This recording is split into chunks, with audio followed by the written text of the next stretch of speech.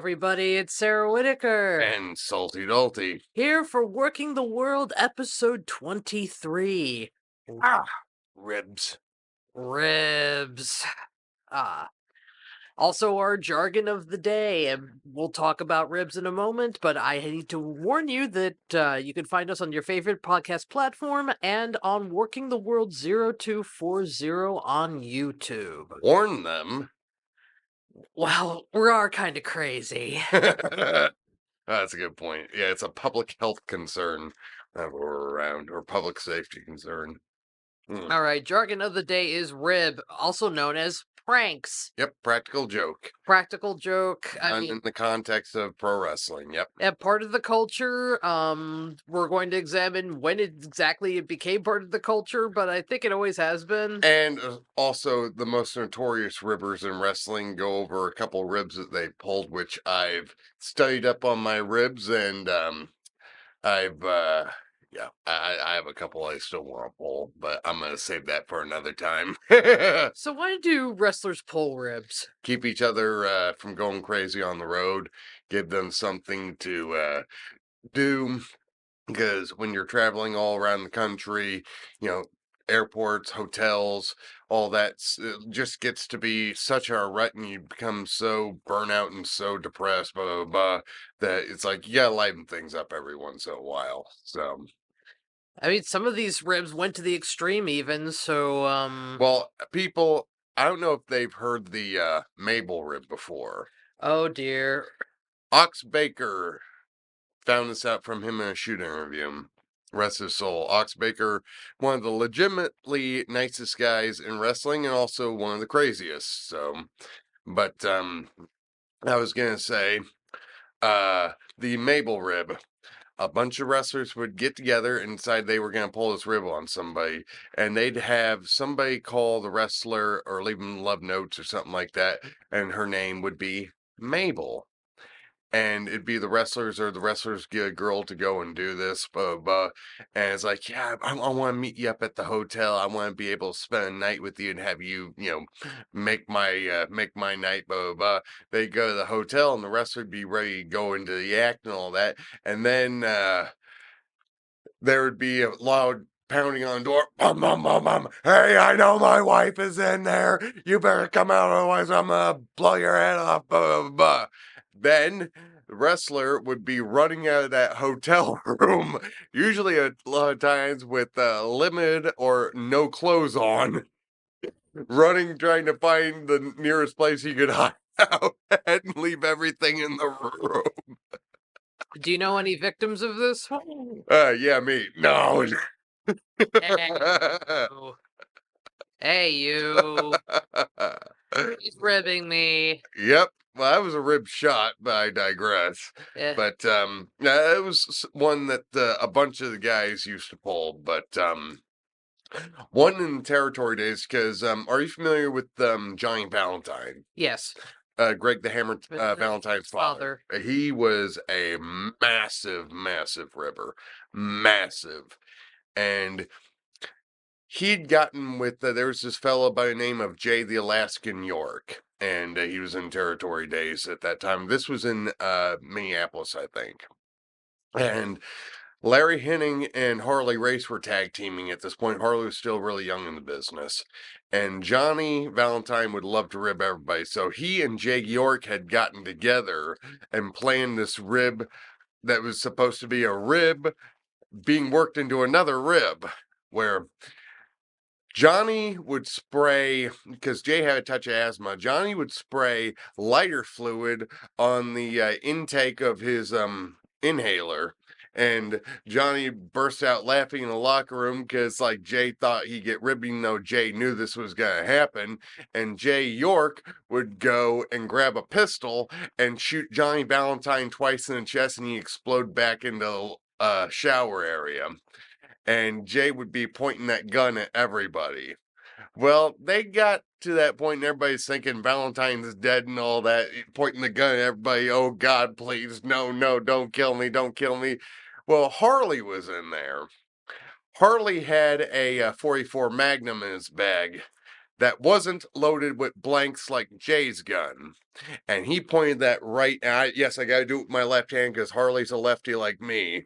And he's like, I don't think you want this to go any further. And then miraculously, Johnny Valentine comes back to life in the shower. He's like, oh, no, no, no, it's a rib, it's a rib. So that's one that backfired quite. Thank God it backfired, because otherwise, I don't know if the cops would have been smart enough to that. And then next thing you know, Jay York would have probably gotten the chair. But I digress on that one. But that's one that kind of backfired back in the day. Oh, are they as extreme today as they were back then? Oh, heck no. No, the biggest one that I had happen to me was just getting a cue ball in my testes, playing pool, showing me this trick shot. Oh, that happened to me in a bar. And of course, Hype Gotti bringing a stink bomb into the locker room. That'd be about the only thing. And then, everybody's going around like, who had deviled eggs? That's kind of what it was like. That was actually the day that I had my first match, and the boys were warning me, don't go in there, don't go in there. I'm like, okay. Then I could see afterwards, after it died down a little bit, it's like, ooh, somebody must have had some rotten eggs this morning. But Kurt Hennig, Mr. Perfect, notorious ribber. Scott Norton told me a rib that he pulled in WCW. I got 2 ribs that Kurt Hennig used to do all the time. But this one here, this is when the Ultimate Warrior was in WCW. And he was doing the whole thing where he was coming out from underneath the ring. Well, this time the NWO was going to come out of the ring when Warrior was in the ring after all the smoke came up and then jump the Warrior. Well, they had to be under the ring the entire show. Kurt has to use the bathroom, and we're not talking number 1 underneath the ring. And everybody's like, you better not do this, Kurt. You better not do this. Kurt, before the show, went and had, I don't know how many deviled eggs, how many Butterfingers, and I think he even took Miralax and magnesium citrate. And it got all over underneath the ring, and he missed the bucket, got it on, guys. Guys are all throwing up underneath the ring. Everybody's screaming and cussing Kurt out. And another one that Kurt used to pull is when guys weren't looking, he would go and take hot mustard and lighter fluid and mix it together. Now, Harley actually is the one that talked about this rib that Kurt used to do all the time. If you get just a little bit of that mixture on the tip of your finger, you'd swear to God that you burn your finger off. Well, imagine that being sprayed all up in the crotch of your shorts. Oh, brother. That was Kurt. That was Kurt Hennig. So, but a quick question: have you had any ribs pulled on you? Several. Ones that you can tell on the air. Well, in case you are wondering, some of these ribs are not always safe for work. Yes. Or for public access television either. Well, there was this one time where I was supposed to be at a Sanjay Dutt seminar, and one of the marks that they didn't want going to the seminar was trying to be a referee, and it's like somebody had to drive him home. Mm-hmm. And they pulled me out of the seminar and says, like, you have to go drive him home. And it's like, he lived all the way like 45 minutes away in another town. And so, I mean, and you'd paid your money and I paid my money to go to the seminar. And on the way into driving this guy home, he kept going into detail on how he wanted to see me as a dominatrix with another wrestler, and just how going into not safe for work detail on how I would treat this wrestler, and show the world how much I'm a dominant female. And it's like driving with my Yeah, and so it's like And this was way before we started dating. this is way before. This is like 2002, 2000. Chip was still alive, so it was Yeah, somewhere around that time. 2002, and finally bring him home, and I drive back to the venue, and I don't know if that was the same day that I had the salad rib, Yep. but that was Yeah, Chip wanted you to go and get some that was low-fat that, Italian salad oh, dressing. which I found at Burger King, Mmm. and managed to bring it back to him before the show started, but I completely missed the seminar. Yep. I was gonna say, yeah, and yep, I will whoop their asses for that one. So Well, you were kind of young at the time. doesn't matter. It doesn't matter. I was still probably bigger than most of the guys at that time, Well, for those of you who don't know, or at least taller. for those of you who don't know, there is an age difference between us. Like, Oh, they already know that you're basically almost 13 years older than me. So well, I mean, well, 12 and a half. 12 and a half. Yeah, well, our birthdays are 6 months apart to the day on the calendar. So, But I was gonna say another river, Owen Hart. yes. Another great rib that Owen actually pulled on his dad. Hmm. WrestleMania 4. Stu came with Brett and Brett's kids to Atlantic City for WrestleMania 4. Owen was I don't think he was I don't think he was signed WWE yet. But he actually I think he was still working at home in Calgary. Well, he actually called Stu's hotel room at like 4 in the morning. And Brett answers the phone, is like, this is Reg Park. Is Stu around anywhere? Reg Park, in case you don't know, was a bodybuilder that was actually Arnold Schwarzenegger's idol, and he come through Canada. And Reg was a really nice, easygoing fella. Well, it's like, Reg, how the heck are you? Dadgummit. It's like, and then Owen started going and saying all kinds of nasty things too. It's like, you never had the nuts to try me, blah, blah, blah. It's like, I will whoop you. And then Stu is just visually just getting irritated, like, and he finally blurts out and says, Reg, if you wanted to try me, why didn't you try me? And then Owen, after that, just broke like, Dad, it's me, Owen. Stu slams down the phone. He's like, damn, Owen, he got me. He couldn't even tell that that was his own youngest son on the phone ribbing him. But something else that Owen used to do, and you can actually find this on YouTube. Owen used to make prank calls to people in the hotel saying that there was a pizza coming up for delivery. And Davey was in this one too. That you can actually go on YouTube and see this. Answering the phone is like, yeah, Davey. It's like, what are you doing? It's like, watching TV. It's like, come here, you gotta get on this. Come on, get in here. It's like, well, Owen's talking, it's like it's with somebody on the phone in the hotel. It's like, no, we didn't order a pizza. Like, now listen, ma'am, you gotta understand, I've been delivering pizzas for about 12 years. Delicious, nutritious pizzas. Like, I don't, it's like, sir, we didn't order a pizza. It's like, now listen, I don't want to be held responsible for this. It's like, can you talk to my manager, please? And it's like, yeah. And then Davey would get on the phone with a, I think it was Parsi or Indian accent. Like, hello, yes. It's like, could you, yeah, it's like, could you didn't want pizza? It's like, no, there must be a mistake. It's like, okay, could you tell, your guys like this was a big mistake, blah, blah, blah. It's like, okay. It's like, no, not hold responsible. It's like, okay, we send you pizza now. They just hang up the phone. It's like trying to push the pizza on them. Hmm. So, but, any great ribbers that you've heard about in your day?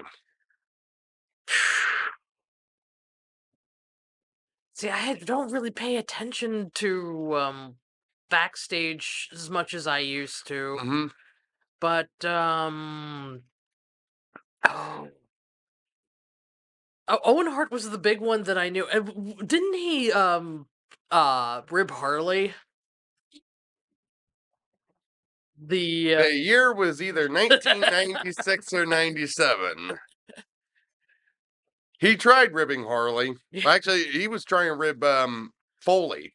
Oh. They were at Harley's house. Whenever the boys would come to town, Harley would invite them over. He'd cook for like 2-3 days straight, getting them ready for being able to have this big banquet at his house and backyard and his living room, blah blah blah. Well, they came. WWF came to Kansas City, and they had gone, and Harley's making chili for him. Well, he decided, I'm going to have some fun. Owen did. Harley has this one sauce called Insanity. And what he did is that he took literally a whole ladle full of that and put it into the chili, but he was trying to keep it all in the ladle so he could go ahead and get Mick Foley. Well, Mick Foley, before he took his chili, went and stirred the pot with his ladle. So everybody got a mouthful of Insanity sauce at the Harley's picnic. Harley caught wind about it, and he knew who did this. The next night, they're in the locker room, Topeka, Kansas, and Harley said, "It's time for a receipt." Harley used to carry around in the 90s a 250,000 volt stun gun, because it's a lot harder in them days to bring a gun with you everywhere like you used to. So what he used to do is that he'd back people up with it, but he wouldn't always use it on them, like try to scare them with it, or like when they weren't looking, turn not or the volts down, just like just get a little cackle on there. Well, Owen, just as fresh out of the shower, had his matching stark naked in the locker room. Harley comes in, and he's got that thing revved up, and he sees Owen changing in the corner. He just come out of the shower with nothing but a towel around him. He goes up from behind and shoves it right between Owen's butt cheeks and squeezes off 250,000 volts between his bum cheeks for that receipt. Especially when you're wet. Oh, man. I was going to say, Owen couldn't do nothing. He couldn't even move. He just stood there like this. But actually, Harley used to pull a rib. Oh, dear. Actually, he did this one time. There was not the original, but I think there was another Gorgeous George that came in business. And Harley's working in Texas. And George was deathly afraid of snakes. So, and no, I do not condone this kind of behavior towards animals. But what he did is that he actually went and caught a rattlesnake. A wild live rattlesnake. And took a darning needle and sewed its mouth shut. Put him in Gorgeous George's car. He gets on the phone around the corner because they're like a hotel. He goes across to the service station. He's like, "I'm in town right now. You gotta get your butt down here right now because I have to talk to you about something." But Harley's calling from across the street and hiding out. He's looking out from behind the window. He goes and sees him rush to the car, and he put him right in the driver's seat in the car. And that snake, he opened the door, and that snake's lunging at his leg, but he can't bite him because his mouth is sewn shut. Boom, boom. He just goes, he almost having like a heart attack on the side of the road. I was gonna say, and Stone Cold Steve Austin actually asked him about that rib one time. It's like, "But Harley, how did you catch that snake?" He's like, "I baited him with the right, hooked him with the left." So, I actually remember another rib now that I think about it. ooh. Remember when Al Snow and Boss Man were having that feud with the Chihuahua Oh, Pepper. Pepper? This one was a worked one, but Well, it was a worked one, but didn't he put up because it's like help find my no. This was help find Pepper and it's called no. That was Al Snow pulling a rib on Val Venus. I know, but I was about to say Val Venus because it was he was putting up a number Yes, to help. it was Val's number, and somebody calls Val. He's like, "Hey, yeah, I found Pepper. I found Pepper." It's like, who the heck is this calling? And Al, Val had just gotten out of the ring after this, and people are calling him because he's blown up from his match. And it's like, yeah, I'm trying to fight. Like, who the heck? He's got like 20 calls in like a minute. But tell you another great notorious river in the history of the business that not a lot of people talk about. Mm-hmm. Scott Hall. Oh, really? Mm-hmm. He came from the school of Kurt Hennig because Kurt and him were tag partners in AWA. What he used to do is that he would go to a bar and bring a bunch of the young guys with them. Because he would ride with the young guys and he'd drive them, smarten them up, all that. Scott was kind of that way. But something he used to do is he would go and smarten the bartender up on this. And a lot of times it'd be a lady. He'd say, it's like, hey, when those guys come and order shots of Jack for us all, because we're going to stick with them with the bill, you go ahead and you bring ours. But ours aren't going to be Jack Daniels. Ours are going to be Diet Coke. They're going to have Jack Daniels. Mm-hmm. And they're just throwing back shot. And they're... And then it's like, God. But they kept the money and made the money for the Jack at the bar, even though the clique was getting served Diet Coke in shot glasses. Mm-hmm. The other guys like the Smoking Guns and guys like that would get Jack, and they get so dang hung over, and then they meet them down in the hotel lobby. It's like, hey, what's going on, guys? How you doing? It's like, hey, we going out drinking again tonight? Even though they're just having shots of Diet Coke, and the Smoking Guns of whoever they're riding with is getting Jack or Aldo Montoya or somebody like that.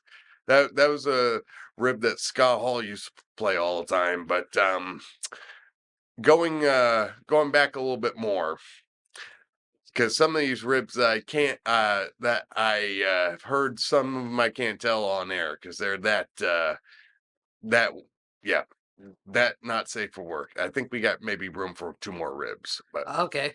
I was gonna say one great rib that I heard about from Booker T is the Nasty Boys were notorious ribbers. Oh, my. Never, ever fall asleep on a plane with either the Nasty Boys or Kurt Hennig present. Oh, boy. The Nasty Boys could be a little bit more innocent than Kurt, because Kurt would shave your eyebrows off while you're sleeping. You can ask 123 Kid about that one. And his notorious photo of having both his eyebrows shaven for an action figure shoot. But anyway, the Nasty Boys would do stuff like, well, you fall asleep on a plane, you wake up, your fingernails were painted red. Or you'd have half a mustache instead of having a full mustache. And possibly even half a head of hair. Oh, no. You got that. Well, I was going to say, that was usually sometimes fans would get that. Mm. Yes, half a head of hair. So I won't dive any further in that one, but that one's happened a couple times to some wrestling fans. But Paul Bearer was also a great ribber too. Oh, no. I remember this one. Well, which one? Which one? Well, I mean, especially with The Undertaker. Yep. Well, I was going to say, there's 2 that Paul Bearer did that I'd like to be able to bring up. Well, obviously, cucumbers. Undertaker does not like them. Makes him nauseous. Makes him sick to his stomach. Well, Paul and Taker are in a restaurant Brian Adams crushing. This was also mentioned on Chris Van Vliet's podcast. So go ahead and check that on YouTube if you'd like to. but we're just kind of giving it for like casual wrestling fans that might not seen this. Well, Undertaker does not like cucumbers. Makes him nauseous. Well, he goes and he is at a diner. They're having a meal together. On the phone, it's like, Taker, you're needed. He goes, has his phone conversation. Paul's like, they're snickering. It's like, okay, what did you two do? And he's looking, it's like, I know there's a cucumber here somewhere. I know there's a cucumber here somewhere. Well, he's looking around in his food. It's like, he can't say, it's like, well, finishes his food. He's got iced tea. Goes to wash it down. At the bottom of his glass is a slice of cucumber. He knows that it was Paul because it came from Paul's salad. And Brian's throwing a fit on there. I've also heard another version of the story where Paul did the same thing at a Waffle House, and Undertaker threw up all over the Waffle House. Aw. I was going to say, man, it's like, yeah, living the gimmick. Kind of like The Exorcist, throwing up pea soup everywhere. But there was a rib that Paul Bearer played one time on Kane. This was actually one of the more hilarious ones. Paul, he's not feeling well. He would go and sometimes put up fast like, oh, Glenn, I'm not feeling too good. Could you drive? So they go for a trip. They pull into the arena. Kane put a ski mask on when he got into like city limits. They pull down, and Paul Bearer rolls down the window and screams, "It's a miracle! Kane can drive!" So, do we have time for one more rib? Make it quick. Make it quick. All right. One of the better ribs I ever heard about back in the day. I absolutely love this. Owen Hart ribbed his brother, Brett. Brett does not like sardines. Oh. He's got him in a camel clutch. Owen had a can of sardines underneath the ring. And when he's got him in that camel clutch, second they start slashing on, he's just throwing those sardines in Brett's mouth. While he's got him in that camel clutch, covering his mouth like this. Oh. To say that Brett was upset because Brett and Owen would legitimately fight after Owen would try to rib Brett. Yeah. And they actually had Howard Finkel one time with the Bushwhackers go and eat a bunch of sardines too on a promo. And Howard got really sick from eating sardines too. But I was going to say, Owen would rib you mid-match by calling a off-the-top spot that made 0 sense, and then you just go and do something like kick you or grab a hold or something like that. Alrighty. But anyway, let's go ahead and take this home. I'm giving you the bottle. Giving me the bottle. Well, finish the water in the bottle first, because we don't want it spraying all over. I was going to say, when things go wrong in life, you can always turn to the bottle. Mm-hmm. Alrighty, it's time to go home. We are home. Drop the bottle. Yay! And the bottle dropped. The bottle has been dropped. Alrighty, find us on your favorite podcast platform, and you can find us on YouTube at Working the World 024. Are you sure that you've had too much of the bottle? I think I've had too much of the bottle. I was going to say, wherever things start going wrong, turn to the bottle, but sometimes you got to know how to drop that bottle like a bad habit. Have a good one. Alrighty, stay classy and shoot the half. Shoot the half.